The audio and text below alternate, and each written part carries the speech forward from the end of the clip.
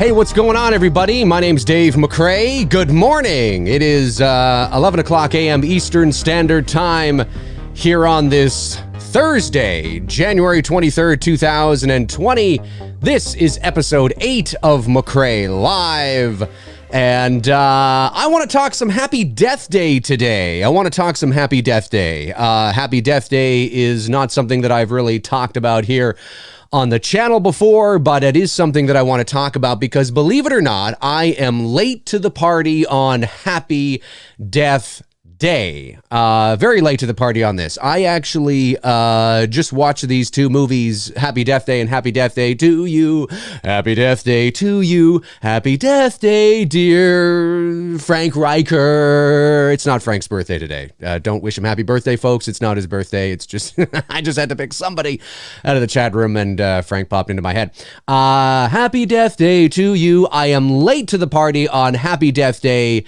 And but I'm here, and I decided to watch these two movies just the other day. And I've got to say that I actually really liked both of these movies. Now, again, I knew what to expect to a point, but I wasn't quite sure how I was going to feel about this, right? I've heard mixed reviews on some of them. I've heard that they're really good. I've heard that the first one's better than the sequel. What a shock! The first one's better than the sequel? No, get the fuck out of here. But apparently it is. What a shock. But I've heard mixed things about it, right? So I dove in headfirst into Happy Death Day. And so I watched Happy Death Day. And I'm watching it with an open mind, and I'm like, okay, all right. And by the end of the movie, I gotta say, I liked it. I really liked it. But then again, I'm a huge fan of Bill Murray in Groundhog Day, directed by the late Harold Ramis, of course. Big fan of that movie. One of my favorite comedies of all time. Certainly one of my favorite comedies from the 90s. And I really liked it. I liked it a lot. So when I watched Happy Death Day, I thought, well, this is fun. It's fun. You know, there were moments in there where I wanted it to go there. Like I was kind of like, oh, are we like, you know, is this, you know, killer, right? Because in the world of slasher films, in the world of horror films, we're always looking for, you know, that next iconic guy. Do you know what I mean? We got Jason, we got Freddy, we got Michael, we got Chucky, we got Pinhead, we got Leatherface, but they're old guys now. I mean, in the 80s and in the early 90s, they were brand new, right? But now they're sort of like what Frankenstein and the Wolfman and, you know, Dracula were in the 80s, right? They're like 30 years ago. Well, now these guys are like 30 years ago. So, you know, but horror has evolved a lot over the years. It's not what it was 30 years ago, right? You know, you've heard me say on this channel that the slasher subgenre really has sort of, I mean, horror movies in the 80s and in the 90s were essentially slasher movies. That almost was horror. Well, now, you know, the world of supernatural and ghosts and psychological thrillers, they've really come to the forefront, and the slasher genre has sort of been, you know, kind of moved to sort of this B movie subgenre, even though it really it always was kind of a B movie at its heart anyway. But anyway, so, you know, we're always looking for that next, you know, that next iconic mask, that next iconic character. Who is going to be the next big thing, right? And when Happy Death Day came out and got rave reviews, I mean, it really did very well. And it did well with the critics. It did well at the box office. It did well, I think, with most fans because of its unique take on certain things. And, you know, I look at that and I'm thinking to myself, I think people are hungry. They're hungry for the next iconic character in the world of slasher. And is Babyface it? Yeah. I don't think so. But that's not a bad thing, because when you look at what Happy Death Day was, I thought it was what I expected it to be, and it was everything I didn't expect it to be.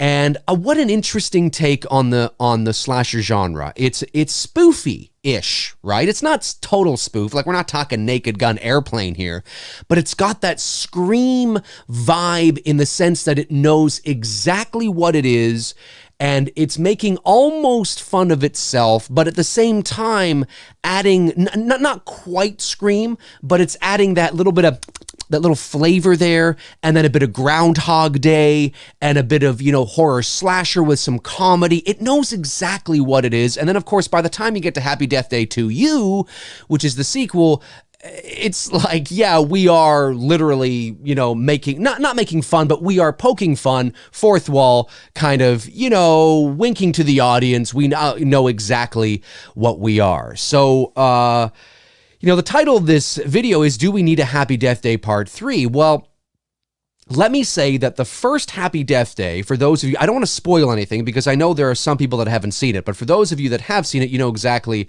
what I'm talking about.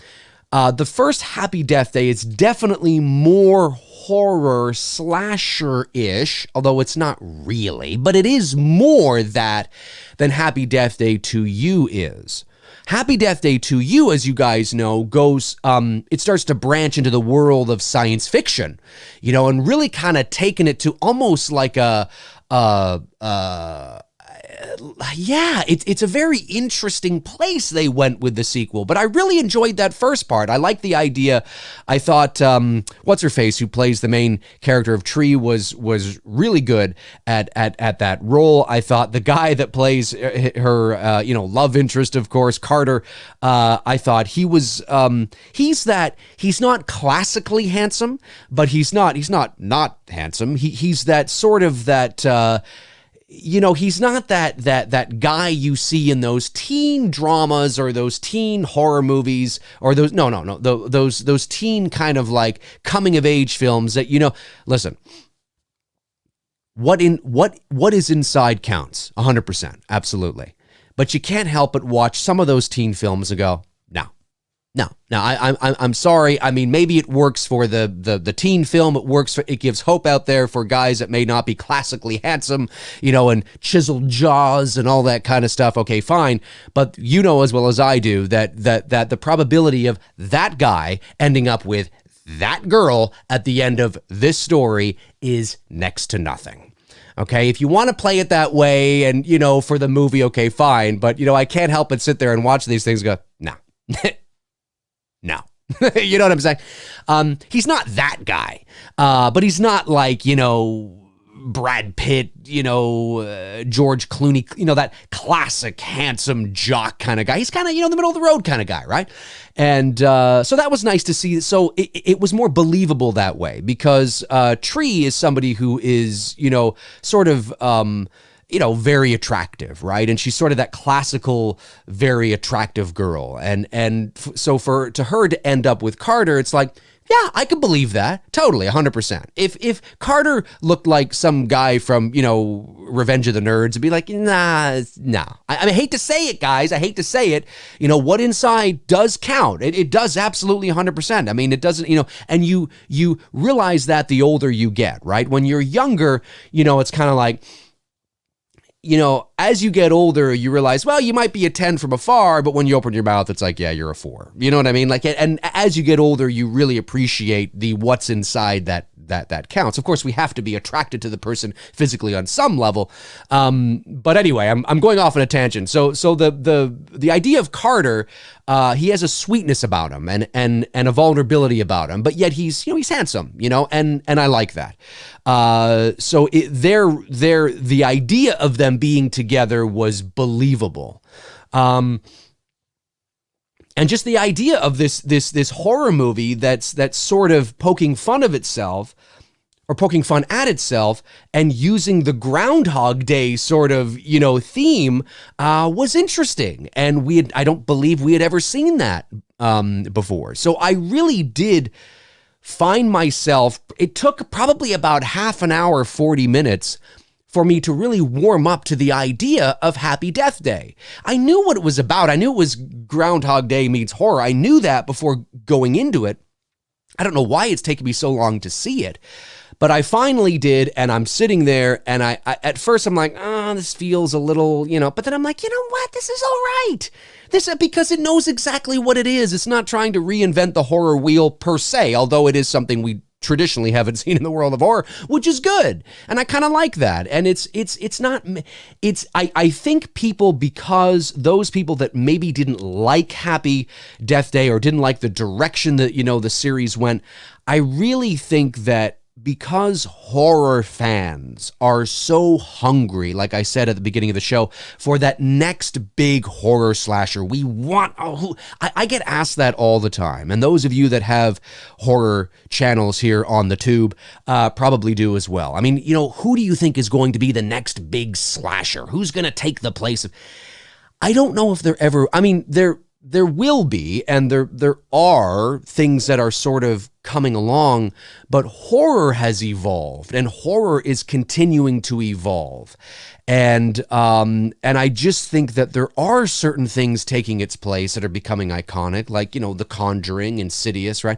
But that's not one person, right? It's more of what the narrative is and the subgenre of what the films are now. Horror is maturing beyond the world of slasher, which is good because, like I said, back in the 80s and the 90s, certainly the 80s, horror was just slasher. I mean, it wasn't, obviously, but in terms of any sort of cred, right, and any sort of big kind of impact, you were looking at slasher movies, low budget slasher movies, and horror has matured since then, and I think that's a good thing.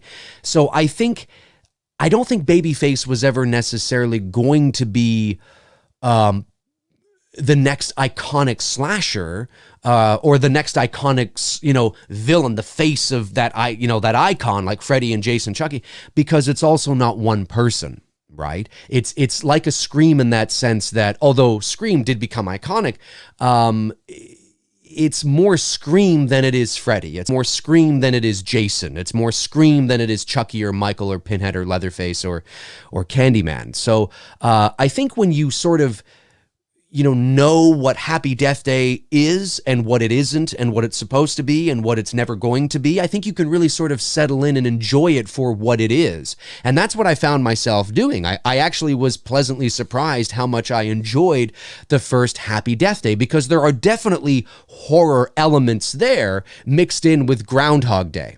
By the time you get to Happy Death Day 2U, it's less horror and more Groundhog Day meets Ghostbusters meets, Back to the Future meets quantum physics. And it's now we're really diving into the sci-fi element of Happy Death Day, which I think for fans that didn't like that or don't like the Happy Death Day series as a whole, and obviously I'm speculating here, but from what I'm seeing, I just don't think they wanted it to go there. I think they were like, oh, this is what we're doing with this series? That Babyface character was kind of cool, but kind of like, oh, and now we're going in this direction, and now it's becoming like this unusual sort of coming-of-age sci-fi Back to the Future. It's not even a horror film. I remember, talking to somebody who wasn't really big into horror, and they hadn't seen, I'm not going to watch it. I'm not into horror. And now I'm sitting there thinking to myself, I think you could watch it.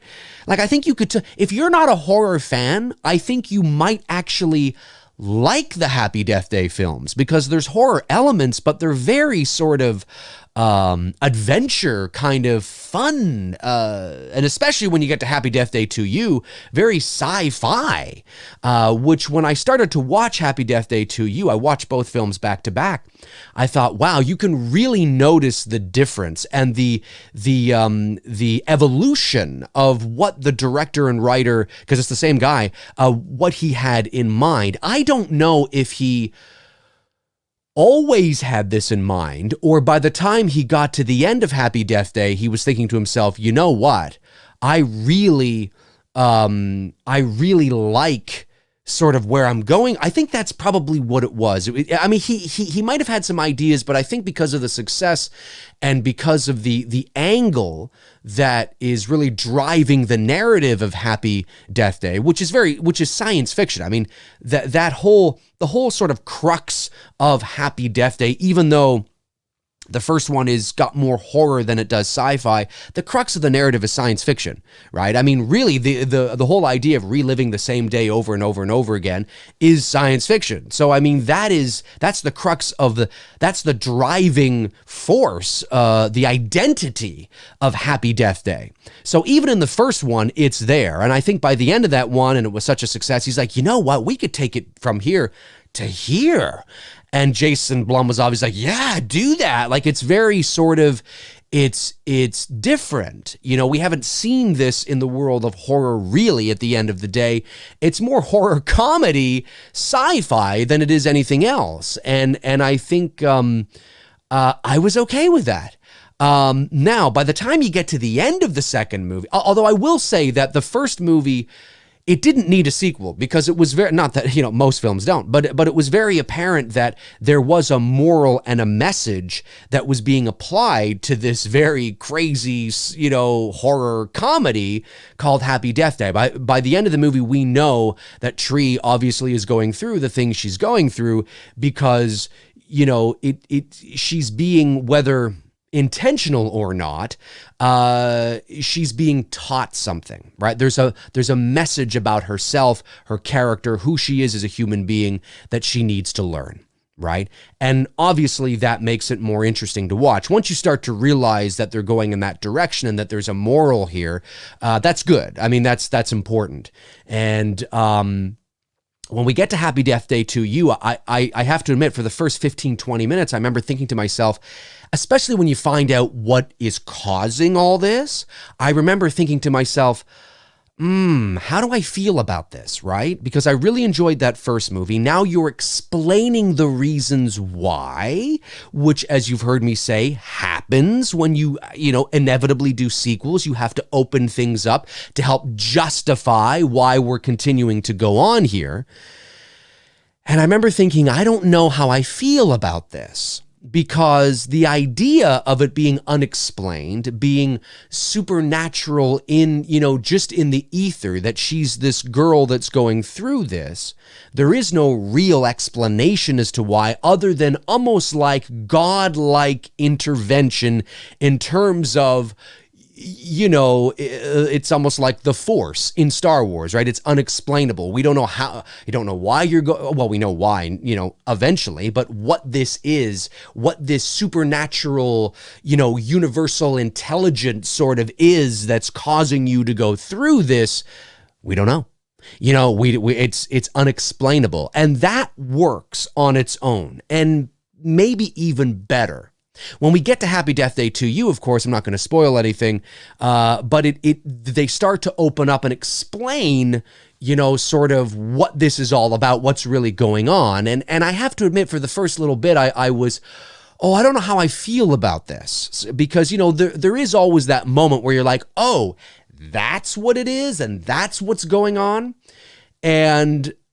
But if you stick with it and you realize that the story and the director and the writer is evolving. It's sort of like, if you stick with it, you begin to realize that this movie as well knows the evolution of this story, the evolution of this franchise begins to take shape of, well, no, it works because this is what this is. This is what we're evolving to. It never tries to be anything it's not. It never tries to be a serious slasher movie, because it's not. It's not. And it even really wasn't in the first movie. It really wasn't. I mean, it has more horror things to it. And there's definitely certain scenes that you can point to, especially, people will know this, the music box thing, in the alley and, underneath the bridge and all that kind of, that could be in any modern, serious slasher movie, right? It plays out that way. And that's good. But everything around it, I mean, the crux of the whole story is just, it was never going to be this serious slasher movie because of the way that they executed everything.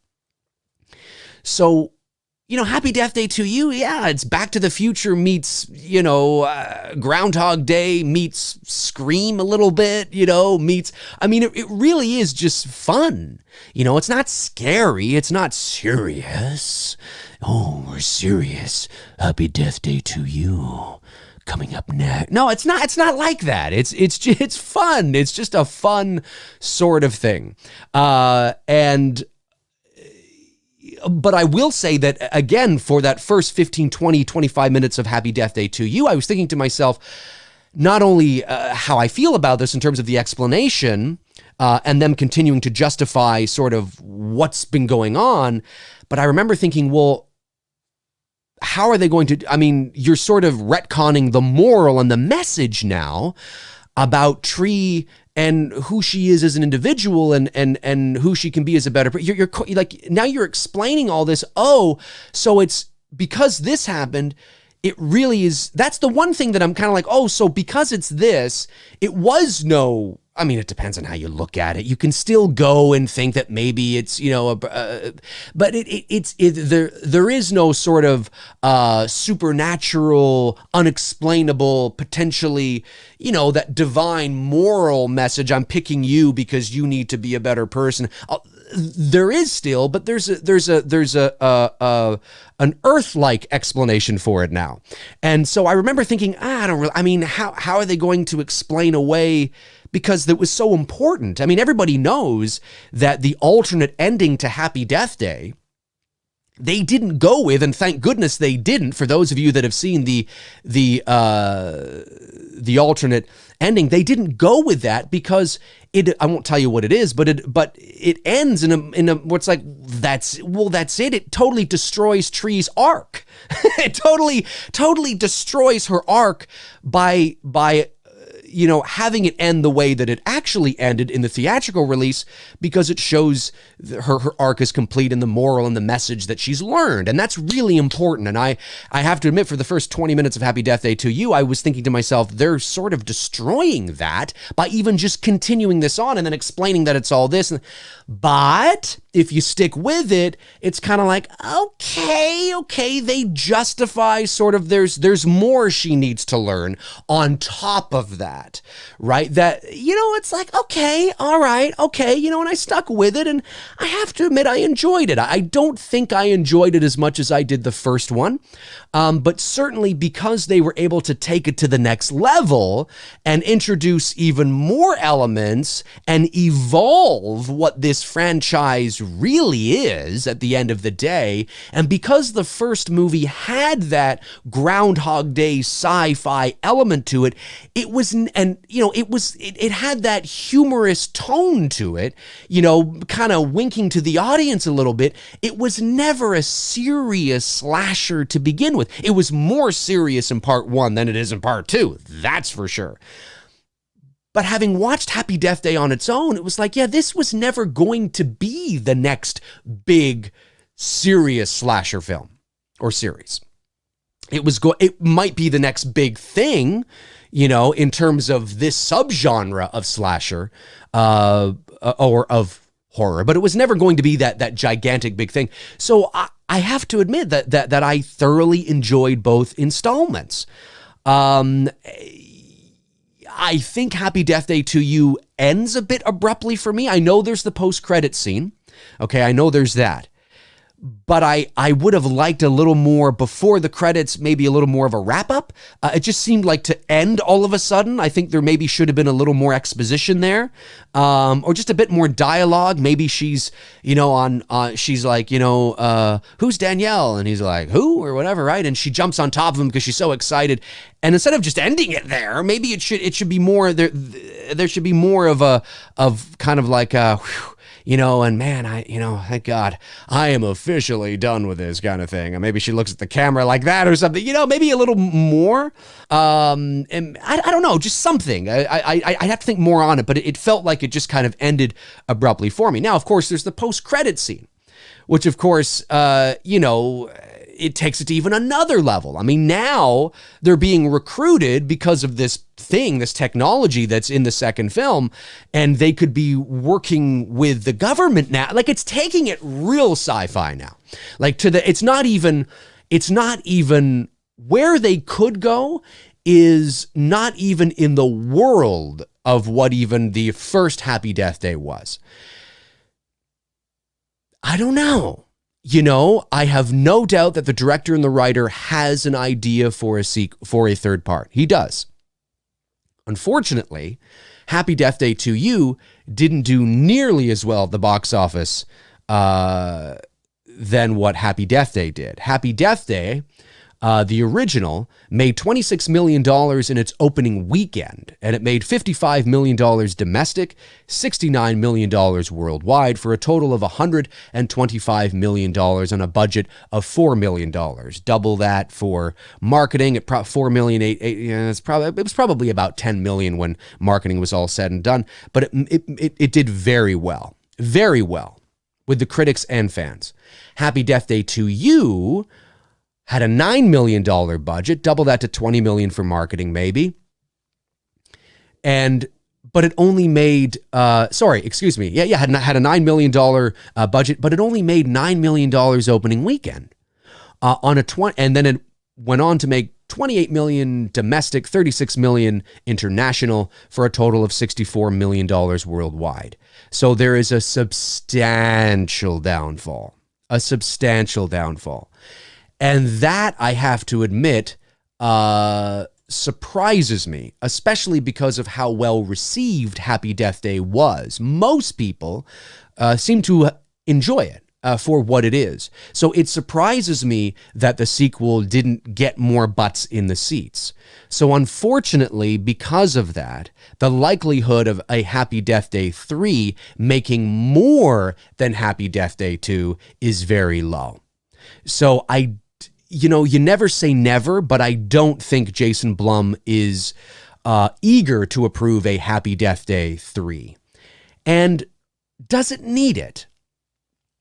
I don't know. I know it doesn't, but I have to admit that post-credit scene has me really curious on where this could go. Like, what kind of franchise could this be? Because Happy Death Day 2U was actually pretty good. I mean, it was good. It was fun. It was interesting. The different levels of quantum physics and time travel and just things that they're introducing are, now I genuinely find those subjects interesting. Okay. So maybe I'm not the right person to be asking. I mean, I watch, videos and, I listen to podcasts of people who are theoretical physicists and who are on there talking about all this shit. I find it genuinely fascinating. Like, even just outside of the world of movies, I am fascinated by the possibilities of that. So you introduce that into a movie, even in a surface level film like Happy Death Day, I'm like, oh, this is interesting. What's going on, right? Where some people might not give a shit about that, or it's way over their heads. And I don't claim to understand the algorithms of what they were talking about in Happy Death Day 2U or understand the details of it. I just find the overall, blanket of that topic incredibly fascinating. Like, just for example, I find just the idea of time dilation extremely fascinating. I mean, the idea that if I was in a rocket ship traveling at the speed of light across the galaxy, and, I might age by 2 or 3 years, right? But if I return home back to Earth, you guys will all be dead, because time is relative, right? And like, I find that amazingly fascinating and would make a great great foundation for a science fiction film. Like, this guy goes up into space, travels millions of light years, and maybe he ages by 15, 20 years or something. And then he comes back to Earth, but it's 50,000 years in the future or something. And he's like, what is Earth going to be like? And he's traveling towards Earth coming home, knowing that he's 20 years older, but 50,000 years have passed on Earth. And he can see the Earth. It's still there.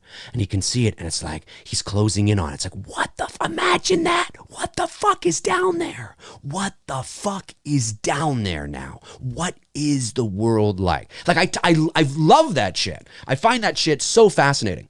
So when you introduce little things like that, time travel and that kind of stuff, and, the butterfly effect and all that into a movie, I'm like, oh, this is going to be cool. And you introduce it into a movie like Happy Death Day, which is a horror sci-fi. It can be fun.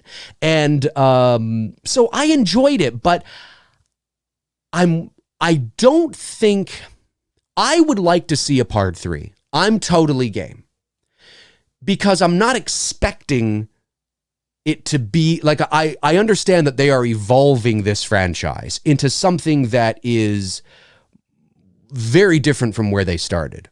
That doesn't mean that a 3 is going to be successful. And what I mean by successful, I mean like it's going to be good.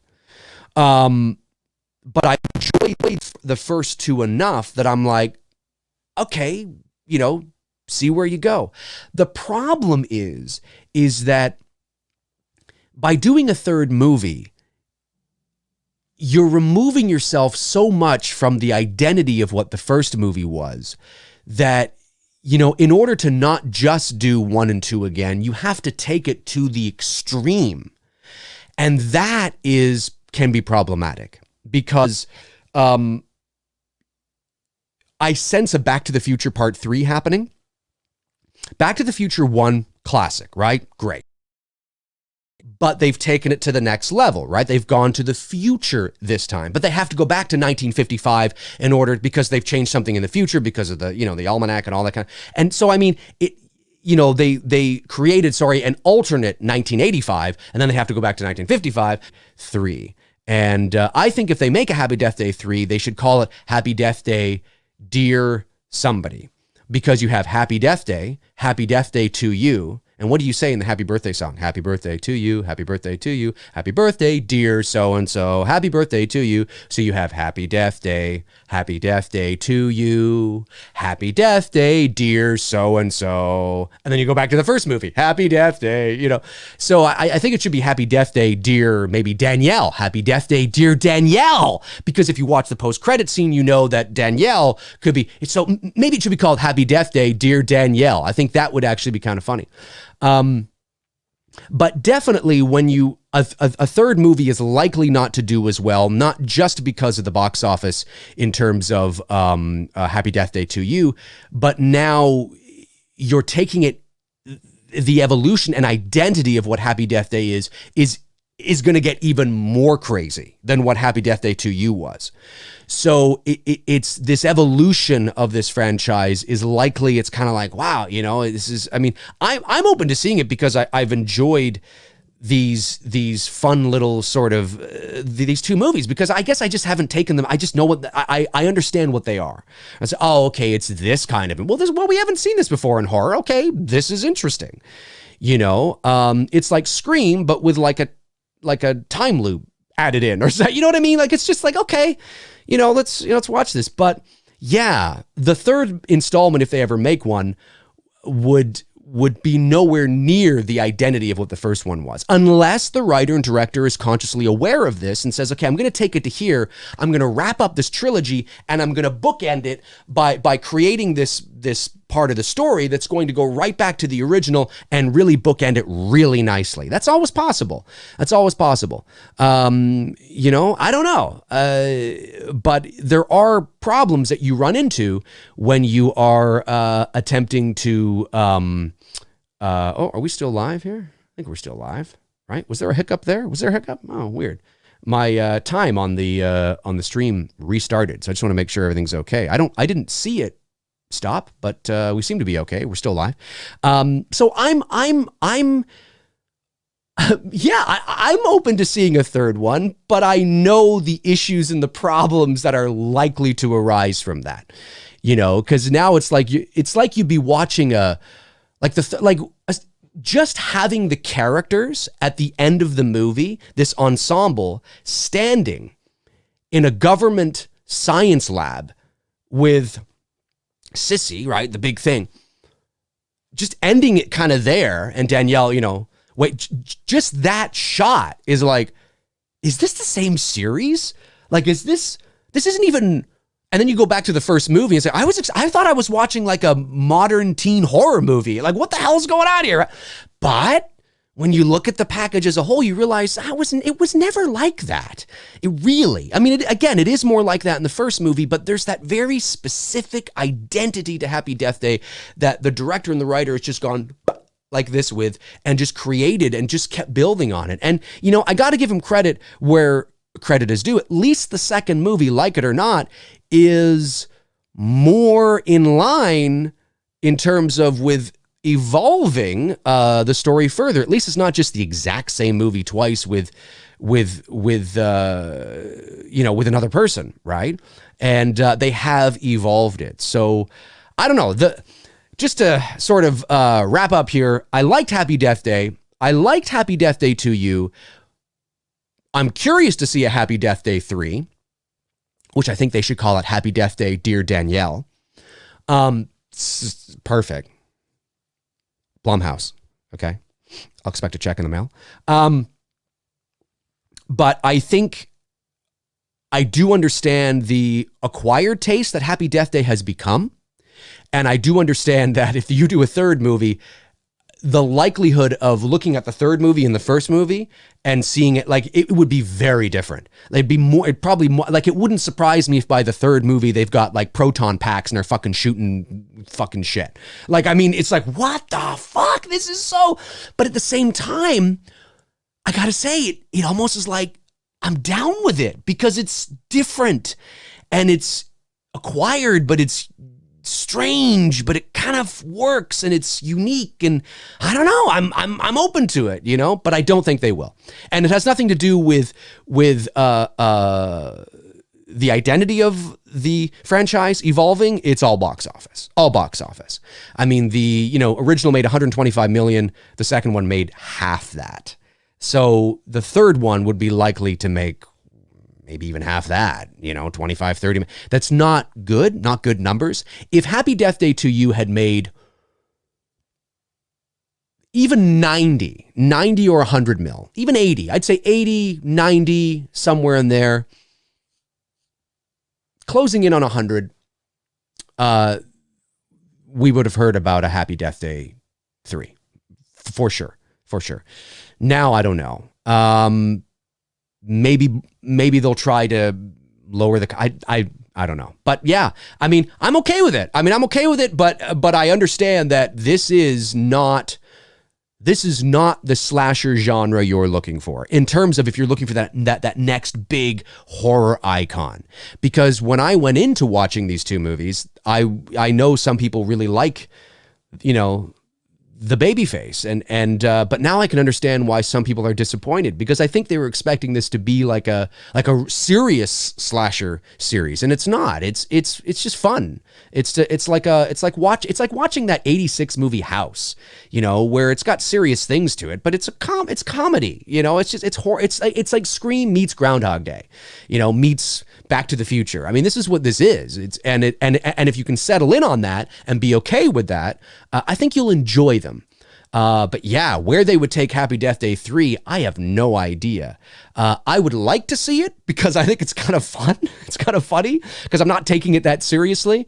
But I don't think we're going to get it. At least not anytime soon. Okay, let me move over to the chat room here and see what's going on. I know a few super chats came in earlier.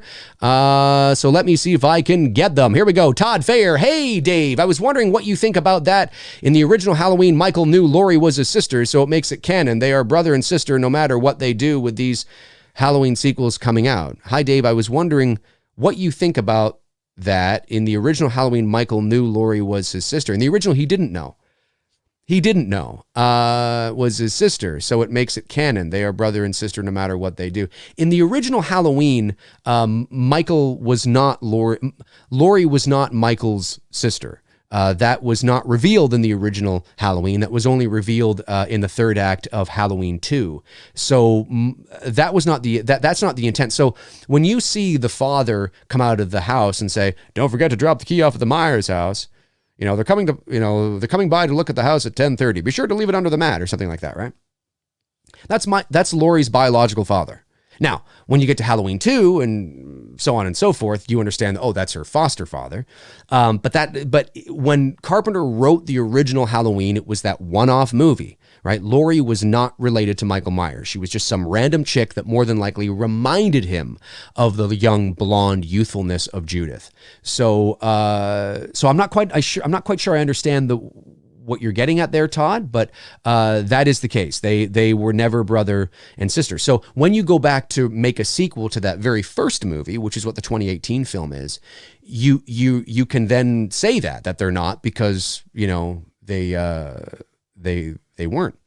Infiltrator. Hey, buddy. How you doing, Infiltrator? Hello, off topic. I was wondering what your thoughts are on the 2020 movies so far. If you've seen them, what do you think of The Grudge and Underwater? I really enjoyed them both. Also, will you see The Turning? Rock on. Well, thanks for the super chat and support, buddy. Really appreciate it. I have not seen any of those movies that you have said. I will not see The Grudge because I just don't really care about it. Underwater, I'd like to see. I don't know if I'll get to the theater to see Underwater, but I definitely would like to see Underwater at some point soon because it looks interesting. I mean, I really like Alien and obviously, Alien meets sort of The Abyss. I'm like, okay, let's do this. And I've actually heard mixed reviews, but some people that I know that I trust have said, actually, you know what, it's not that bad. You should check it out. So definitely want to check that one out. And The Turning, I haven't watched a trailer for that, so I'm aware it's coming out this weekend. Finn Wolfhard is in it. Mackenzie Davis, I think, is in it as well. So good cast, but I'll watch the trailer, and if I feel that it's sort of like, another run-of-the-mill, I probably won't go to the theater to see it. I rarely go to the theater to see horror movies. And I know that might surprise you, but most horror movies, in my opinion, are garbage. So, it takes a very special kind of horror movie or a special kind of review, where you're like, or buzz, there has to be certain buzz, like Insidious had, or The Conjuring. You gotta, the very first one, right? Just your run-of-the-mill horror movie, I don't usually go see in the theater because 9 times out of 10, it's like, okay, next, you know what I mean? But if you're excited about them, buddy, that's all that matters, and going to be awesome for sure. Let's see here. Todd Fair follows up with, hey, Dave, what do you think the Halloween series is going to do in the next 2 movies? Because Michael will survive so many things, it will make him immortal again, which is against John Carpenter's original version of the character. Well, that is a very good observation. Well, we don't know. We don't know what Michael is going to do. In terms of what sort of resistance he's going to face in these next 2 installments. Again, I've said this for months. I suspect that this Halloween Kills will focus primarily on Tommy, Lindsay, Marion, Lonnie, Karen, and Allison, and that Laurie will spend most of her time at Haddonfield Memorial. I've been saying that for months. It's not rocket science. I just think that is, judging by what I've seen, but also where they left off the first movie, the logical place to pick up. I think that's what you're probably going to get.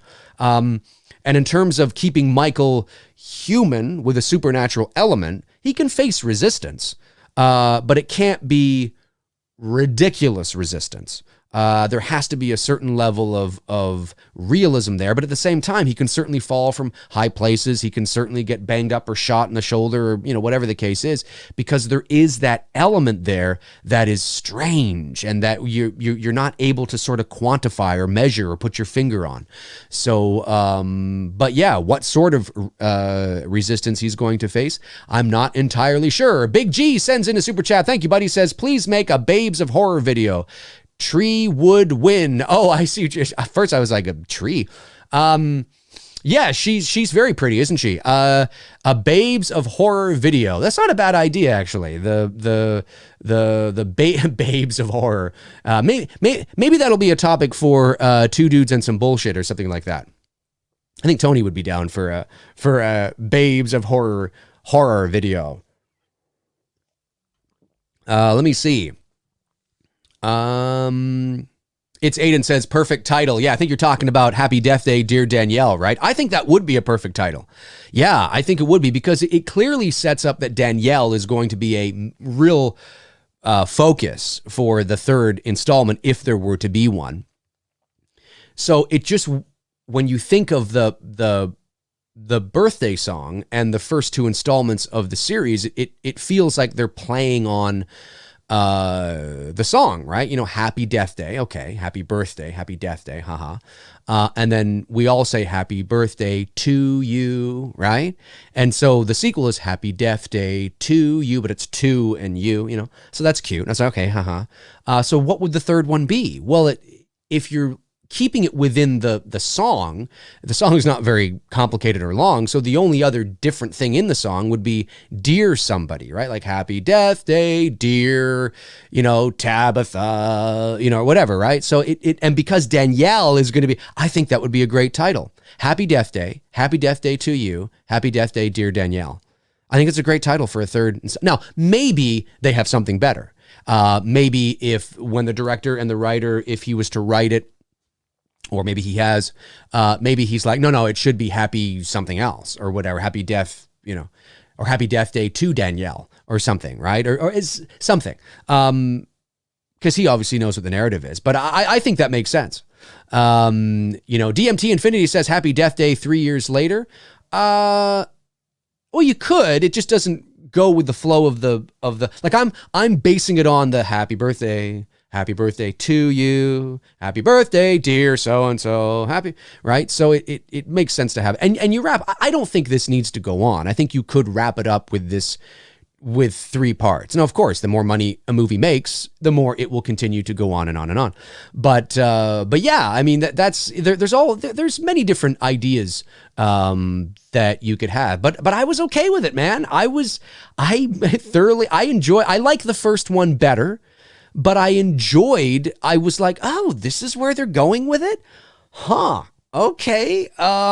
Okay. And I didn't know at first, right? Like, as I said earlier in my show, I didn't know, like the first 15, 20 minutes, I'm like, I don't know how I feel about this. Like, are we going to be following this guy now? Oh, no. Okay. She's there. Okay. We're kind of following that. Yeah. But what about the moral and the message that she learned and the kind of, I see okay. All right. I kind of felt like, okay, like you have to give it like 25 minutes, half an hour.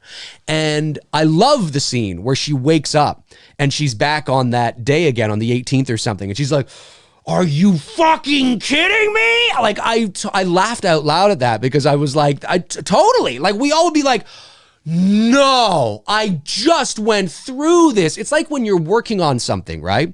You're working on something on your computer. Maybe you're working on this big thing and you've been working for hours and then you don't save it and you're like, no, or you're typing an email, right? It's this long email and you accidentally close the window and you're like, oh no. Now, of course, nowadays would be automatically saved in your draft. But years and years ago, it didn't automatically save, right? You'd be like, no, fuck off. Oh, no way. Like, I laughed at that. I thought that was kind of funny. And I thought it was smart to go right back to that day.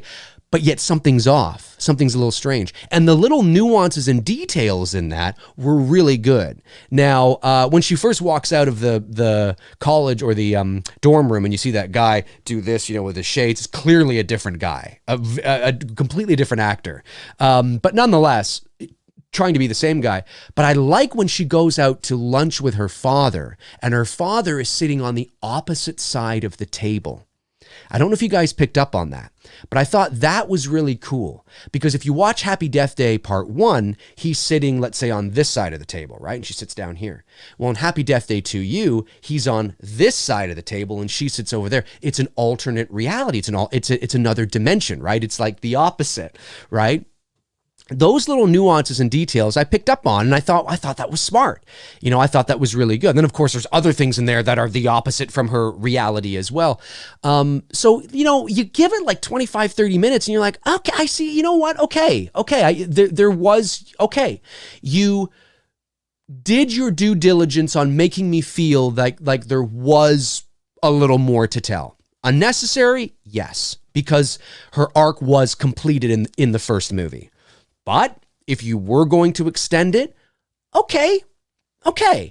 But now it's like, now it almost feels like they might get even too big for the film itself. It's like, wow, now you're moving in this direction because you can't just, you can't keep doing this, because then it's just going to run stale. Right. So, but hey, I'm open to it. I liked the first two enough that I'm like, okay, this guy says he's got something that's really good for a third part. Obviously, that's bias on his part because he wrote it. But if he feels that it's justified and that I would be, I'm like, okay, I'm down to seeing it, or at least knowing what the idea is. I'd love to read a treatment or a synopsis or something that tells me, what it is, because I'd like to see that. But they're kind of, but babyface icon horror slasher villain. No. It's not the right movie for that. It's a completely different film. Super chat from Big G follows up, says, why does Myers walk slow as he's got arthritis? Okay. There's the real reason of why he probably walks slow. And then there's the subjective justified reason within the narrative. Okay. The real reason is probably because he was just given direction to do that because it's scarier. It's probably as simple as that. However, if you want to justify it in your own mind in the context of the movie, because remember, that first movie was just a one-off thing, right? They never thought they were going to make any more. Okay.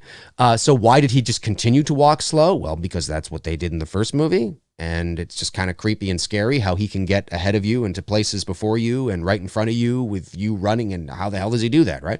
That's why. That is why. Frank Riker says he ran a little in 6. He did. He walked kind of fast. Yeah, that's right.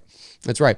Gary Rangel says, Dave, did you have moments in both Happy Death Day films that you thought it was over, then they'll hit you with another? Yes, I did.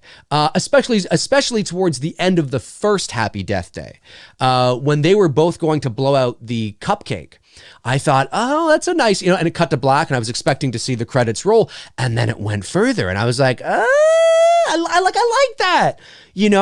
I think there are some people that are not into, because this is, it's a horror movie per se, but it's not like horror, if you know what I mean. It's just fun. It's just like it's like a Scream horror, I thoroughly enjoyed that. And then I thought the justification for continuing to go on and how it's actually, and I was like, I didn't see that coming. I thought that was smart. And again, her arc, Tree's arc, is wrapped up. Totally wrapped up. You didn't need a sequel. It totally wrapped up, but it cost $4 million to make. It made $125 million. $4 million, double that, 8, 10 million. It's probably about 10 or 15 million, with marketing, all that kind of stuff. It made bank. So naturally, they're going to make another one, and they took it to the next level. But instead of going in this direction with the franchise, they went in this direction with the franchise. And I think for some who really enjoyed Happy Death Day, when they watched Happy Death Day 2U and it went in this direction, I just don't think they liked it. I think it was kind of like, oh, you're going in this direction, when they wanted more horror. They wanted more babyface horror. And that's just not the direction they went in. It's there, but it's more like Scream, you know what I mean? In that sense, because it's not the same, well, you know what I'm talking about. So I was okay with it, so I'm open to seeing a third part, but I'm worried. Again, I don't think they're going to do it because of box office, but even if they did do it, I just think it's going to end up being that sort of Back to the Future 3, in relation to the first two. And because it's going to have to be even bigger and more crazy. Not that Back to the Future was, but in Happy Death Day 3, it would have to be even more than what 2U was. And 2U was like, whoa, you know what I mean? So we'll see, though. He says he's got an idea if they ever do it. Dr. Splinter says, how about Michael Myers travels back in time to help his former self in his killing spree in 1978? You're welcome, Blumhouse. I hope not. I certainly hope not. I hope not. Let's see here. Lauren Downing says, didn't Loomis say something in H5 that he'll always get to you or something along those lines? I don't remember. I'm not sure. Maybe he did. I haven't remembered I try to forget that movie a lot. Mark Johnson says, third installment and no more. Famous last words. I agree, but famous last words. It's Aiden says, Dave, what time is it in Toronto? Here in Australia, it's 4 a.m. Wow, 4 a.m. Probably 4 a.m. tomorrow. It's probably, is it the 24th of January for you? It's the 23rd of January for me. And it is 11:56 a.m. Eastern Standard Time. Toronto is on Eastern Standard Time. So we're the same time as New York and Philadelphia and Montreal and Boston. And yeah, we are Eastern Standard Time. Let me see here. Little G says, will making too many Deathday films kill the franchise? Oh, well, making too many films kills any franchise. Happy Deathday, I mean, listen, like I said, I'm open to a third part because I enjoyed the first. I'm like, okay, what do you, maybe, hey, surprise me. Maybe they'll do a third part and be like, wow, but you have to have the right mindset. See, that's the thing, is that I was talking to a few people I know and they're like, oh, I'm not crazy on it. I'm like, well, I just kind of went in the, and I think it's the identity, right? You watch the first one and you're like, oh, okay. You watch the second one, you're like, whoa, like we've gone like, it's the same, but it's not. It's like, now we're like in this, like there's even the music and some of the music tracks, in the score, and it's very like you're watching a, it's like am I watching Jumanji? Like it's like it's an adventure film almost. They get sort of away from the horror, so I can understand that a third movie not being attractive for some people. Because I think they really wanted it to stick to more horror. But I just don't, you can't continue to make a serious horror movie with the premise of Groundhog Day. You just can't. Groundhog Day was a one-off movie, right? It was a one-off film. Happy Deathday really, at the end of the day, should have just been a one-off film, but they made a sequel because of this idea that this guy had. But it feels to me that if they had made a sequel, if Harold Ramis and Bill Murray had made a sequel to Groundhog Day, it would have gone in the same direction. Now, Groundhog Day didn't have any horror elements per se, but it would have gone in a similar direction. It would have opened things up. You would have had, other people involved. He would have found himself, like it would have, like the same thing would have happened. It's the identity of Happy Deathday that the crux of what Happy Deathday is, which is this time loop that really sort of is the identity of the film. And you can have all these other elements to it, but it's the crux of what it is that's going to dictate where you go, and so a third movie is going to be even bigger and wackier and crazier and scientific and science fiction-y and video gamey and probably than even the second one was. It'll have horror elements again because that's an element to it. But I think the other genres that are in this franchise will naturally take over. Super chat from Frank Riker. Dave would like to see April Fool's remake. Or would you like to see? Yeah. The only thing with April Fool's is that when you make, like, when April Fool's Day came out in 1980, what was it, 5, 6? Obviously nobody at that time knew that it was, just a joke, right? Nobody knew that. You remake April Fool's today, you're going in already knowing that. So I guess you're just watching the execution, right? You just watch sort of the sequence of events unfold and whether or not they do it better or more funny or more interesting, than the original. And then of course you keep the main protagonist, we're just essentially, we know how it's going to end. Now, you could also say, when you watch April Fool's Day once, and you watch it again, you know that as an audience anyway. That's true, but how many of us watch April Fool's Day again? At least on a regular basis. Not a lot. Those kind of movies don't, unless they're done really well, you know what I mean, aren't ones that have a lot of rewatch value. They do, like, You break it out for nostalgia. You break it out because it's Halloween. You break it out because it's April Fool's. But it's not one that's in your Rolodex a lot because of the type of sort of shtick. It's got a gimmick to it, and it's a dated film too, right? Low budget, mid '80s horror. I'd be open to it. I'd be open to it. I'd be open to it. I think if it was done smart, like Happy Death Day, like that kind of vibe and pacing and energy, I think it might be kind of fun. Doesn't mean it'll do well, but it might be kind of fun. Mark Johnson says they need to take their time over the next script and take it in a different direction into alternate dimensions and jump into different bodies, even dead ones. That's fascinating. That's an interesting idea. I'd be down for that. That's interesting. That's interesting. I'd be down for that. But you see right there, even from Mark Johnson's recommendation or idea, you see that now think about that and how far away that is from the first one, right? But again, I don't want to keep, repeating myself here, but it comes down to understanding really what the Happy Death Day franchise is. Yeah. And I think if you understand that and you just enjoy it for the kind of fun, quirky, spoofy-ish, winking to the audience listen, in Happy Death Day 2, she wakes up after having, electrocuted herself. Her hair's all, it's fucking hilarious. It's comedy, man. You don't see that in serious horror movies, right? It's fun stuff. In my mind, anyway, it's fun. Fun stuff. Let me see here. Great to see all you guys here. 102 people watching. That's pretty good for Happy Death Day. Ordinarily, when I talk about Halloween, I'll pop over 200. But for, Happy Death Day, that's pretty good. I was expecting a lot less than that.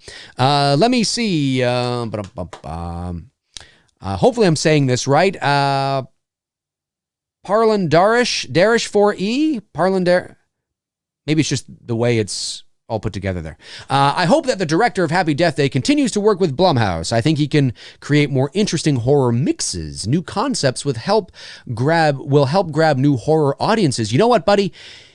You're right. I would be down for, I think he will. I don't think, look, although Happy Death Day 2U didn't do as well as the first one, and there's always a variety of reasons for that. Both movies brought in nearly $200 million total for Blumhouse. And they probably spent, maybe $30-40 million to make them when you factor in marketing and things like that. So he's made the money. And I think we'll see him work with Blumhouse again. And maybe he already has, I'm not sure. But I think we will. In what capacity, I don't know. I'd love to see him. I like his directing sensibilities. I would like to see him do a serious horror film, one that doesn't have a gimmick to it or a shtick to it. I wouldn't mind seeing that. I think that would be interesting. I think that'd be very interesting. Nick P was here. Ladies and gentlemen, Nick P was here. Non-lazy creativity and maturity is key to serious horror movies unless you're targeting a popcorn fest audience. Agree. Absolutely agree.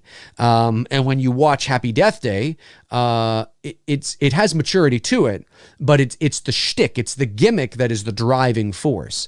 It was never a serious horror film. And it was never going to be. It couldn't be because of the the shtick to it. The Film Addict says, "Hey Dave, if Rob didn't do a Halloween remake and David Fincher or someone else did it, do you think Michael Keaton could be a great Loomis? Also, I watched Birdman yesterday and I still love it. Birdman is fantastic. The fact that they created the illusion that movie was shot in one take, was amazing. Now, the movie was not shot in one take, but the way it was shot and strung together in post-production creates the illusion that it was, and that was brilliant. Brilliant. And I loved Birdman. Thought it was great. Would Michael Keaton make a good Dr. Loomis? maybe, yeah, I could see him having the gravitas and the. I could see that. Yeah, I'd be down for that. I'd be down for that. You know, at least having him audition if he'd be open to auditioning. You know, sometimes when you get to a certain level in your career, you don't audition, or it's in your contract that you don't audition, or I mean, that would be a stupid thing to do, but or maybe it's ego. You know, I'm Michael Keaton, I don't need to fucking audition. Yeah, you do need to audition. You know, I'm of the mindset that it doesn't matter who you are, where you come from, how big you are, or anything like that. If they want you to audition, you audition. Because if you're good, then your audition should speak for itself. But nonetheless, yeah, I'd be down for that. I'd be down for at least bringing Keaton in for an audition to see what he can do, because he's a great actor and he brings a certain level of intensity to a role that the Loomis character needs. So yeah, I'd be down for that. Let me see here. Tom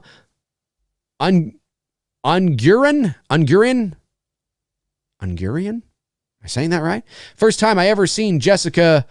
There was a stoner show on MTV with her and some other girl, Jessica. Who are you talking about? Are you talking about? Roth. Yeah, from Happy Deathday. This is the first time I've seen her. Actually, is in Happy Deathday. I don't recall seeing her anywhere else. I mean, maybe I've seen her in other places, but I don't think I have. Let me scroll back. Just want to make sure I didn't miss any super chats. No, I think Frank Rikers was the last one. Make sure. Okay, good. That's what I like to see. Not missing any. Let's see. Vanderhoff 66FU says, at Dave, great show, Dave. I adjusted my work schedule to hear your shows Tuesday, Thursday, and Friday. Well, that's amazing. That is amazing, man. You adjusted your work schedule so you can hear my shows. That's awesome stuff, buddy. Really appreciate that. That's pretty cool. Hopefully it didn't get you into trouble. Do you need a note? Do you need a work note? You want me to sign you a note? Is that okay? You want me to do that? Oh, that'd be funny. I'm almost getting this wrong. Parlanderish 4E. Am I saying that right, buddy? Parland. Is it Parland or Parlen? Probably saying it wrong. Also, I know my name is slightly confusing. Just call me Par if it's easier. All right, Par. Par it is, buddy. Par it is. I should have read your thing before I attempted to say it again. It's Aiden says, Dave, if you were in charge of a Charlie Bowles movie, what direction would you take it in? I would have Reverend Sayre from H4 hunting him down. I wouldn't have that, but I would definitely, I don't know. I mean, I would go back to the beginning and tell the story of Charlie Bowles. I mean, what the Graveyard Keeper says in the original Halloween is the end of Charlie Bowles' story, or at least the end of his freedom. Because obviously, or maybe not, maybe he was never captured. Maybe it was just a rumor, right? Maybe it was just a rumor going around and Charlie Bowles was never captured, right? Where did this story come from? Is it just a rumor? Was Charlie Bowles captured and his name all over the newspapers, and that's how the Graveyard Keeper knew about it? Or did the Graveyard Keeper know Charlie Bowles? Was the Graveyard Keeper his friend? Is the Graveyard Keeper Charlie Bowles? Who knows, right? So what I would do is I would first attempt to figure that out. Who was Charlie Bowles? How does the Graveyard Keeper know this information? Not that the Graveyard Keeper is going to be in the movie, but how does he know this information? Because that will tell me sort of, how that information is out there. Is it an urban legend? Is it fact because he was caught and he's on the front page of newspapers and all that kind of stuff, right? So there's many different ways that you can actually approach this. But I would try and figure that stuff out first, and then that would open the doorway for me to figure out where I'm going to start this story of Charlie Bowles. Do I start it, Charlie? Yeah, like where do I start? That's what I because that would really, like, let's say, for example, it's an urban legend and he's never been caught. Well, then Charlie Bowles is still out there, right? And maybe he's, and then we tell the story of how we got to that point. And then maybe that's the end of the first movie, right? Him hacking up his family with a hacksaw. But it's just a rumor. Maybe, there's people like, I don't know what, maybe he buried them in his backyard or something, right? Something fucking crazy like that. And Charlie Bowles is now 60 or 70. And then you go on and then you make a sequel where Charlie Bowles is now out. I don't mean out of prison because he was never in prison, but now he's there's people investigating the old story of Charlie Bowles, and he's been dormant and quiet for a long time, but now the heat is on and there's people that want to know the truth. So he fucking his that side of him, that rage, is out now. I mean, there's so many, and he tries to take down these people that are trying to investigate him and uncover the truth of what happened to Charlie Bowles' family. There's so many different things you could do. You know what I mean? So many different things you could do. So that's ultimately what I would do is I would ask those fundamental questions of who Charlie Bowles is and how does the Graveyard Keeper know this story? Where does the story come from? What's Russellville like? Is it bigger than Haddonfield? Is it smaller than Haddonfield? There's so many different things that you could do in that regard. A couple super chats just came in. That's awesome. Thanks very much, guys. Appreciate it. David Quintanilla says, "Hi, Dave. Would you be willing to add Misery and Stand By Me to your future two dudes in the lineup? Thanks for your great content, Senor Mcrae." Yes, absolutely. Oh, 100%. I don't know when, but I know Tony and I have often thought about doing Stand By Me, Misery, all sorts of the Shawshank, Green Mile. There's lots of things that we've talked about. So that's definitely on the list. Frank Riker, thanks, Frank, says, "Dave, Universal Monster versus 80s horror icons. Who has a bigger lifespan in terms of remakes or new stories being told in the future?" Well, I think right now, in terms of being told in the future, I would probably say the Universal Monsters. But they got to go small. I mean, they can't do what they did with Tom Cruise and the Mummy. The Universal Monsters are not gigantic blockbuster $200 million features. They're just not. They're smaller independent films. And I think if you were to go small with Dracula and go small with the Wolfman and go small with Frankenstein and go small with the Mummy and go small with, all these, I think not only do you run there's a better, higher probability of making your money back. But I think that's where those stories ultimately live. Because years and years ago, when they were making those movies, that's just what the movies were. They were, I guess they might be considered, big movies then, but they weren't really, right? So I think to go back to that and sort of keep it small, I think there's a lot of untapped potential there to reintroduce these classic monsters to a new generation and a new audience, but in new, in a new way that feels organic and feels that it's doing honor and justice to the original characters.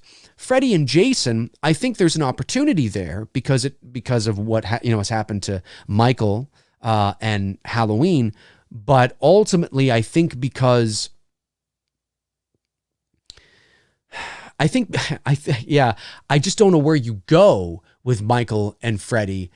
With Jason and Freddy, and without telling the same story over again just for a new audience. Frankenstein and Dracula and the Mummy and Wolfman, there were different movies with them, but there weren't these long, drawn out, coherent narratives, stories that went on and on and on and on and on. I think there's more untapped potential right now with the Universal Monsters, but to go smaller with them. When I found out that they were remaking The Mummy I was like, oh, and Universal was going to do this dark, this universe of these. I was like, and then Tom Cruise was attached. I was like, what?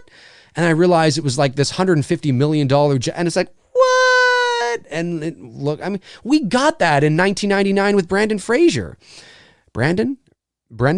maybe? I forget his last name or his name wrong. But anyway, we got that kind of a Mummy movie then, and then it's like, what are you doing? Go small, go dark, Go independent, go horror. Make these horror movies. Not, and again, that doesn't mean that these movies can't have that adventure side to them, but make them horror. Bring the Universal monsters, bring your Frankensteins, your make them horror. I think that is what I would have liked to have seen. And I just, not a typical Hollywood blockbuster, in terms of the scale. I'm not really into that. When it comes to the old monster films, but I'm just looking at your question again here, Frank. Universal monster versus 80s horror icon with bigger lifespan in terms of remakes and it's not that. Freddy and Jason have yet to be, we're at a time now where Freddy and Jason are ready to be reintroduced to a new generation. So there's definitely there, but I think you need to go small with Freddy and Jason. You went small with Michael, relatively speaking. You need to go small with Freddy and Jason too. You need to go back to the crux of the identity in terms of the presentation of these characters. Jason and Freddy are not big blockbuster films. There shouldn't be this pristine, color graded sheen, this nice polish to Freddy and Jason movies moving forward. It should feel gritty. It should feel independent and organic. And it's why you've heard me say I'd love to see, A24 take a crack at Elm Street. Dive deep into the subconscious. It's a Nightmare on Elm Street. Dive deep into that subconscious. Dive deep into the real horror. Make it really frightening and small and scary. And, I want to see that. I want to see them, utilize what really they were. The crux of what they were, not what they became, but what is the heart of these characters. Yes, Freddy and Jason, fucking Jason's in space, Freddy's, flying on a, I get it. I get where they went, but the heart of these characters is small, dark, and scary. And especially when it comes to Freddy, of course. And I think that's what I would like to see, is something like that. Tabitha Short. Hey, Tabitha, how you doing? How's Austin doing? Hope he's doing well. What about a remake of the first Friday the 13th where the killer is the mom? Hey, Tabitha, we've talked about that, right? Tony and I have talked about that. I would love to see them do that. Go small, independent, remake Friday the 13th, but you tell more about Pamela's backstory and you organically sort of, inconspicuously slide into a retelling of the original Friday the 13th. So you tell more of the backstory, sort of where the current 1980 film exists, right? It opens up in 1950, 58? We see those two camp counselors killed. Go back to then, and even before that, a year prior to that, go back to then and tell sort of that story, and then you move into, maybe Friday the 13th, 1980, right? Or something to that degree. I would be down for that. I don't think they're going to do it, like you've heard me say, because of brand identity. Because Jason is the face of Friday the 13th. No pun intended. He and the hockey mask is part of that identity. And I just think that it may be too much of a risk. If I was a studio executive and they came to me and said, we were thinking of doing this, I understand that creative decision and how it may affect bottom line in terms of profits, and in terms of, fans being like, oh, where's Jason? Want Jason? But I would be open to hearing ideas. I would be like, okay, well, tell me more, right? Tell me more about this. We know that Jason is the identity here. And if we're not going to have, hockey mask hulking Jason in this first movie, that in and of itself is a risk. But I understand that. So I'm open to hearing what you're trying to sell me. And maybe there's a happy medium, right? Maybe there's a compromise somewhere. But at the end of the day, if you're just going to go back and remake Friday the 13th, 2009 again, I don't see the point. You have to do something different, unless what they're going to do is they do exactly what they did with Halloween. They say that from 5 onward doesn't exist. I know, crazy. I know, the fan favorite, Friday the 13th, Part 6. Hey, listen. Hey, listen. Halloween 2, 1981 was a fan favorite, right? Well, actually, I think 4 is probably the fan favorite, but Halloween 2 was beloved, right? Halloween 2 was beloved. A lot of people love Halloween 2. And they took that risk and said, that's no longer canon. Shocking for a lot of people. Pissed a lot of people off. Maybe you do the same here. Maybe you say, well, listen, the first 4, all right, not bad. First 4, okay. It's tight kind of, Let's do a sequel to that. I doubt, and listen, I don't not like him, but I have a feeling if they were to do that and they wanted to bring back Tommy Jarvis, I have a funny feeling that, look, to keep continuity, to maybe please some fans, I think you would. But I think bringing back Corey Feldman would be like, do we gotta bring back? Because, Corey Feldman's, he's a little eccentric. He's a little strange, a little out there. I don't know, and I don't want to speak. I like the guy. I don't think, whatever, right? But I can see from a business perspective and certainly from a working relationship perspective, not that he wouldn't show up on time or fully commit. I don't know. But I don't know how comfortable they would feel about working with Corey Feldman. I'm not really sure. But, that's one way to go. That's one way to go. And then you're almost guaranteed box office results, whether Corey Feldman's in it or not. And if he is in it, that only, I think, probably elevates it for hardcore Friday fans, but you're utilizing the nostalgia. So it's almost like a cheap trick, right? It's almost cheating in some ways, but you're utilizing the nostalgia and pulling on the heartstrings of hardcore Friday fans and horror fans everywhere by making a direct sequel to Part 4 or maybe Part 6, and bringing back Tom Matthews maybe, and all these, like that's totally what you're doing. It'd be the same thing if they did it with A Nightmare on Elm Street. Maybe they say, you know what, Elm Street 4, 5, and 6 don't exist. We're going to do a direct sequel to 3. We're going to bring back, wait a minute, we can't do that because Heather Langenkamp's character died. Okay, you know what, we're going to do a direct sequel to Part 1 only. We're going to bring back Heather Langenkamp. We're going to bring back Robert. This is totally nostalgia 101. And you're almost guaranteed, although nothing is guaranteed, but you're almost guaranteed box office because oh my God, because you're doing what Halloween did. So I have a feeling that whoever ends up with the rights or whatever studio gets the opportunity to make another Elm Street or Friday the 13th, that has to be on the table. It has to be on the table. Just looking at what they did with Halloween, the highest grossing slasher movie in motion picture history. Now, are there reasons for that? Well, yeah. It's not, and listen, I wasn't crazy on the movie.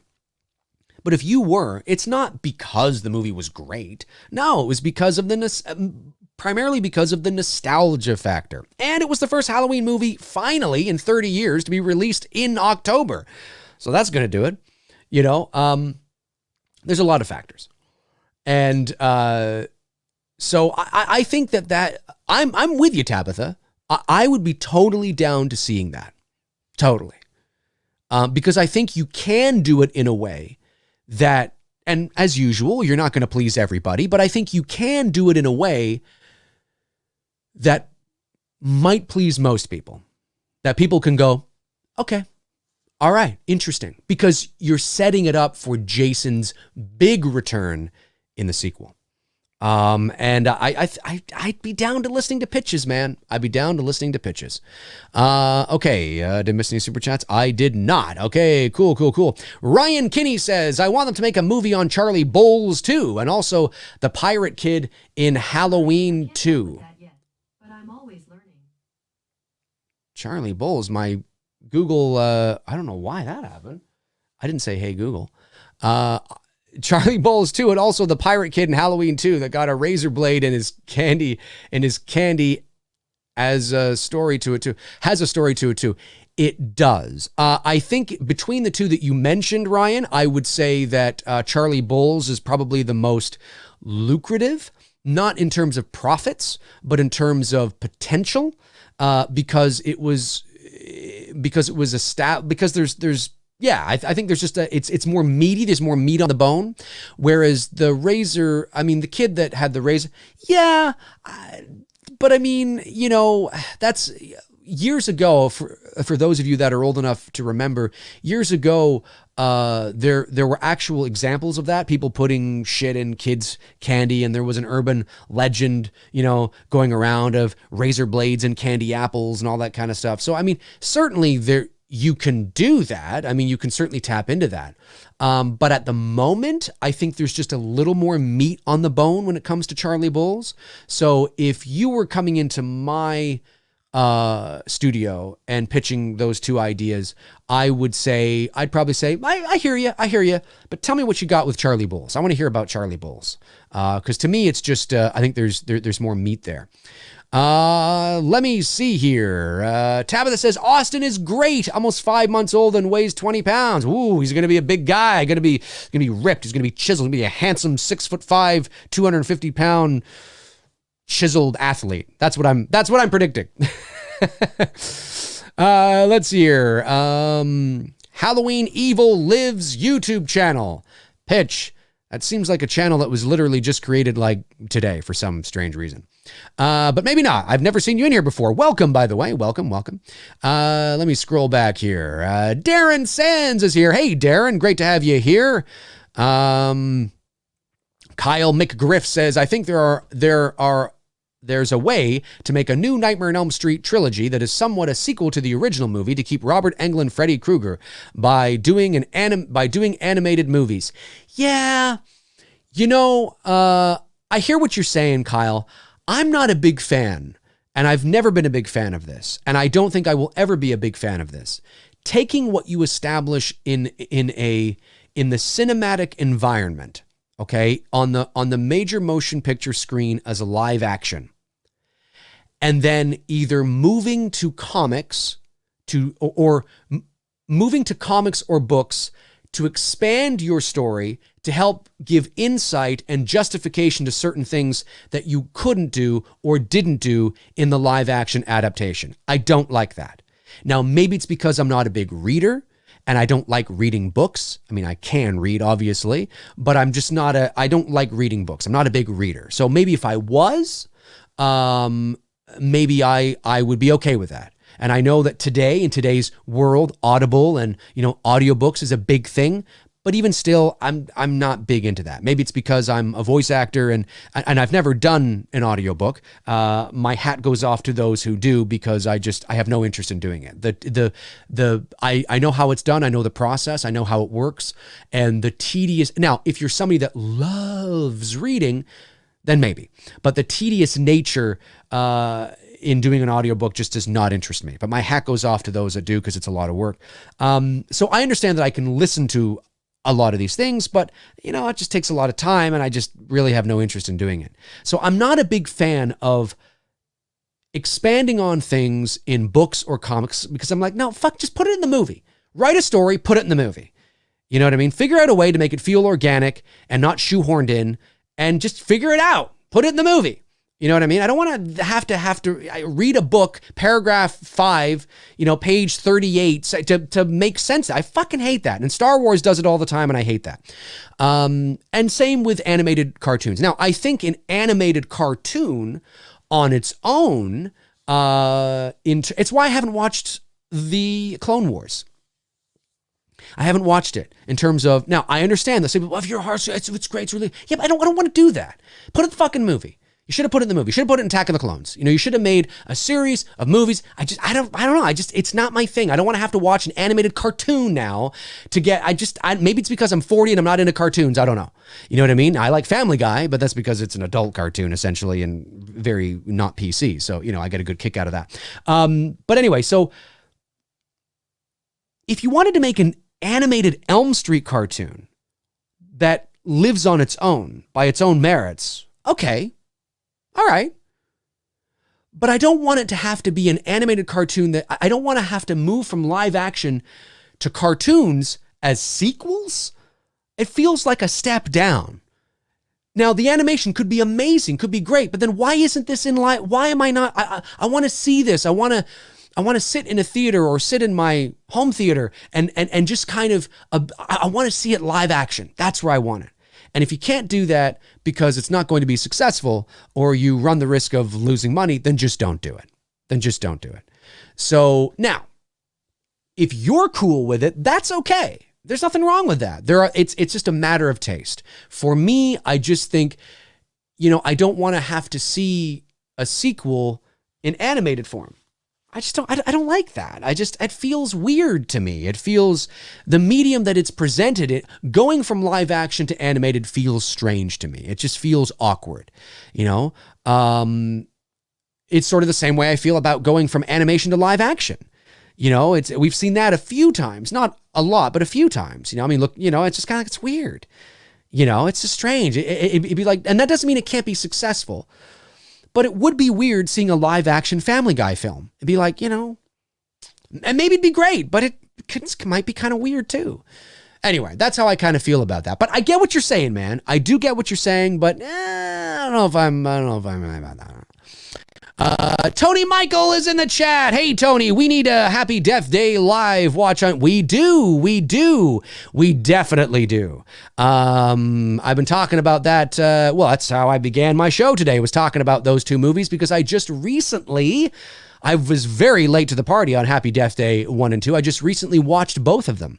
I'd be down for that. Let me see here. Chris Stevens says, have you ever thought about doing a director's commentary on some of your fan films?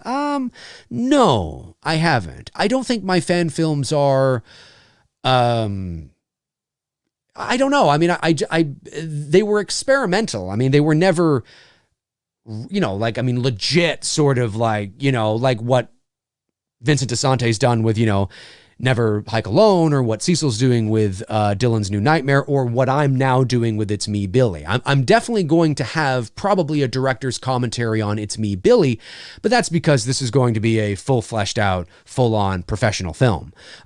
So whereas my fan films were just sort of experimental, kind of showcasing what we can do with available lighting and all that kind of stuff. And I don't know, I guess I don't feel inspired to do it because I'm just, but if there's enough, if there's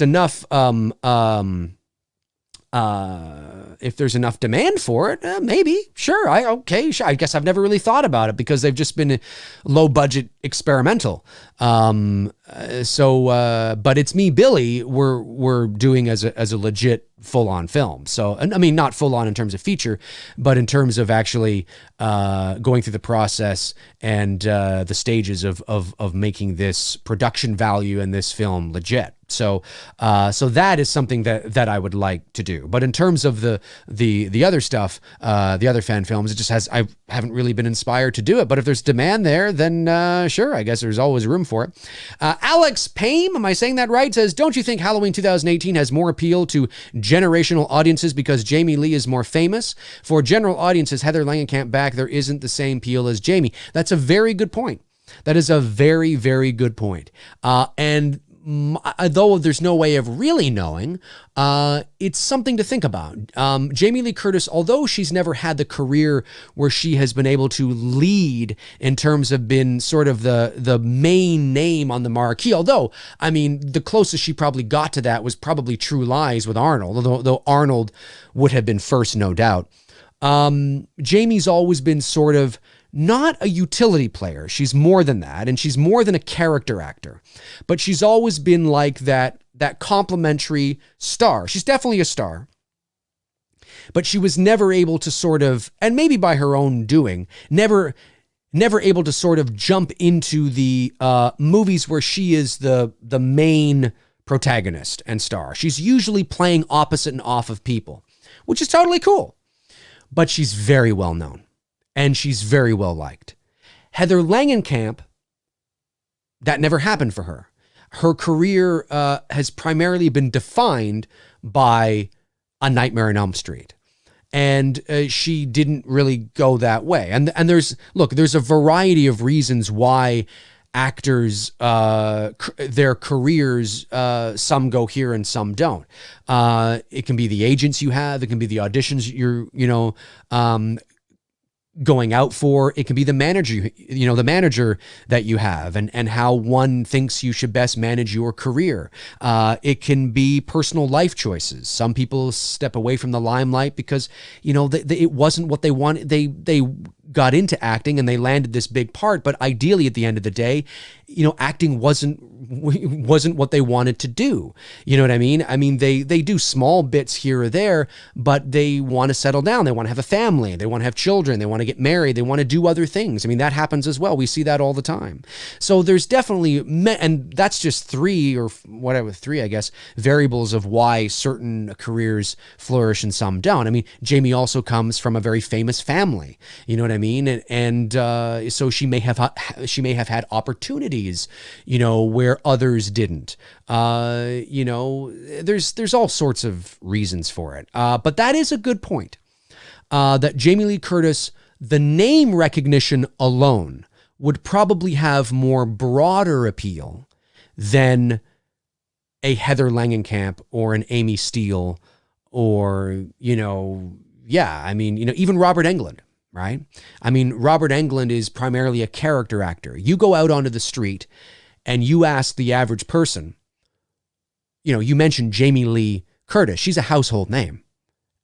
99% of people, unless you're 17 and, maybe 99% of people are going to know who Jamie Lee, and I'm not saying all 17-year-olds don't know who Jamie Lee Curtis is. I'm just saying that they're, the further you go back, the younger you get, maybe.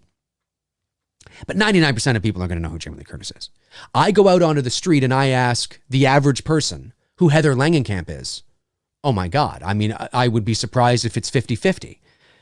Same with Robert Englund. You ask horror fans, well, that's different. But we're talking about that broader appeal, right? So I think that's a good point. I think it's a good point. Now, whether it would,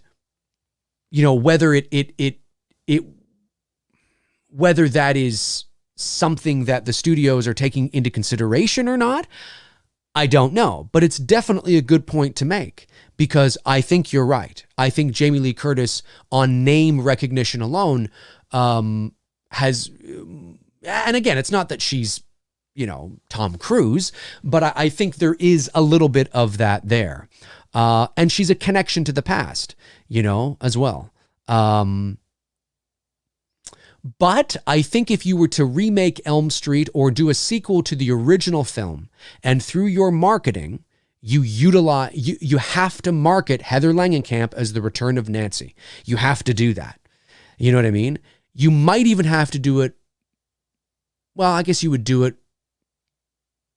Yeah, you might even have to do it more than you would do Robert.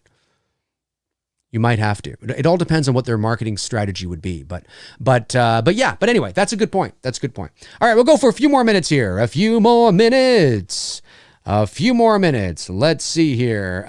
Hey, lay off my Amy. No, it's true. It's true, right?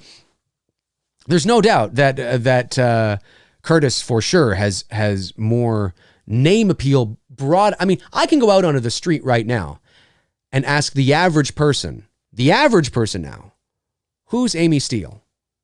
And they would probably say, I think that's that person in accounting that works at my firm. I mean, Amy Steele is not she didn't do much after that, right? I mean, she did some things, but she's certainly, on name recognition alone, I mean, there's just no comparison. Let me see here. Patrick Hartnett says, JLC helped make Halloween, but now she's currently doing her best to help bury it for good. That's a statement, a subjective one, but nonetheless, it's how you feel. Tabitha Short says, who is Amy Steele? There you go. My point exactly. She's the main protagonist in Friday the 13th Part 2. She's the blonde in Friday the 13th Part 2. Let me see here. Anthony Bazzuto. I think I'm saying that right. Hey, Tony. Oh, he's talking to Tony. Well, then I'll let Tony answer that. Let me see here. Scroll back. Make sure, did I miss any super chats? I always like to make sure I didn't. I did not. Okay, cool. What's the time here? 12:39 a.m. Eastern Standard Time. Mcrae Live, episode 8 of Mcrae Live. Hard to believe it is episode 8 already. Wow, 8th show. Let me see. Drum-Dums! Drum-Dums is in the house. That's a statement. Drum-Dums is here. Good to see Drum-Dums checking in, rocking it. Hey, guys, if you have not checked out Drum-Dums' YouTube channel and the reviews he does, go over there and check them out now because he's got some great shit going on over there. Let me see here. Tablet Shore says PM, not A. Oh, did I say AM? Did I say AM? PM. Yes, that's right. PM. It's 12:40 PM. PM, not AM. PM. All right. Lee Bauer says, what the future holds for Halloween after Halloween ends. They should do a reboot of Season of the Witch.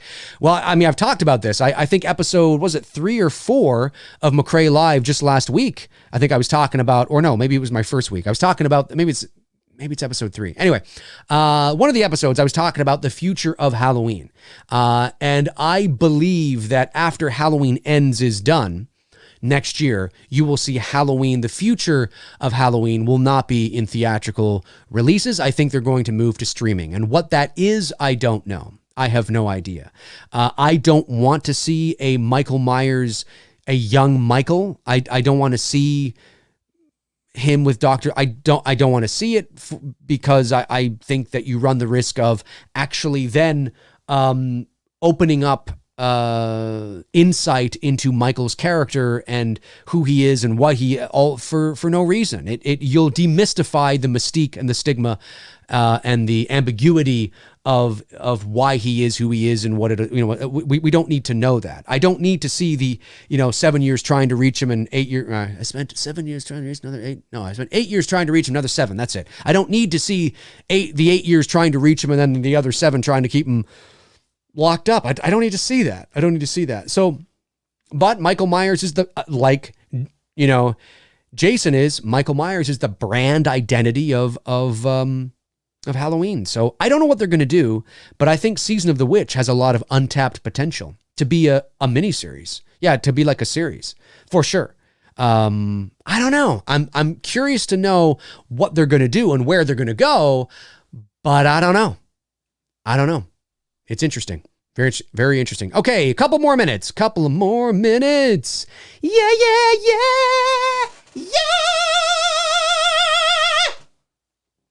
There you go. All your ears are blown out now. All right. Aaron Click says, Dave, do you think you will be talking about Halloween this much years after Halloween ends, assuming no Halloween movies land shortly after? God, I hope not. No, I'm just kidding. Well, you know what? Listen, I get it. I came to prominence on this channel talking about Halloween. So it's only natural that, people want to talk about Halloween with me. But I have other interests, and I have other, one of the reasons why I wanted to move in the direction of doing a live show like this is because I wanted it to be more spontaneous. I wanted it to be more interactive with you guys.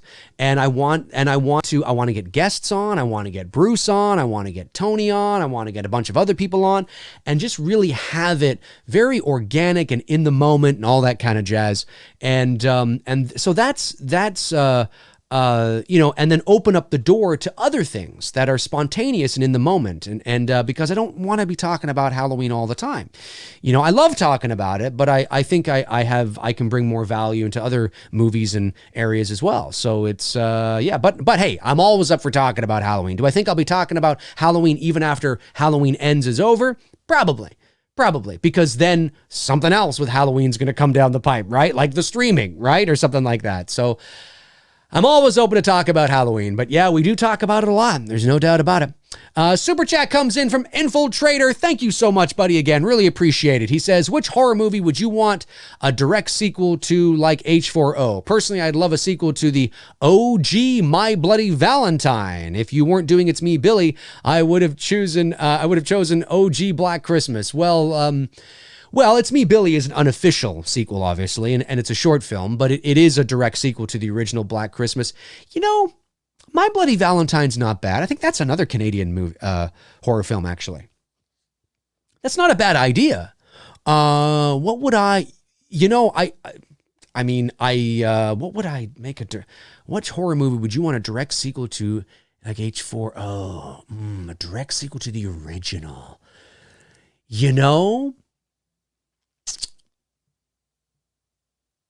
I just, because it's on my mind and we've been talking about it, I gotta say Friday the 13th or maybe Elm Street more than Friday. Yeah, if we're talking about a direct sequel to the original and not remaking the original, then I would say Elm Street. Go back, wipe out all the sequels. And I love Halloween 2, Elm Street 2. I do. But wipe it out and tell me what you got.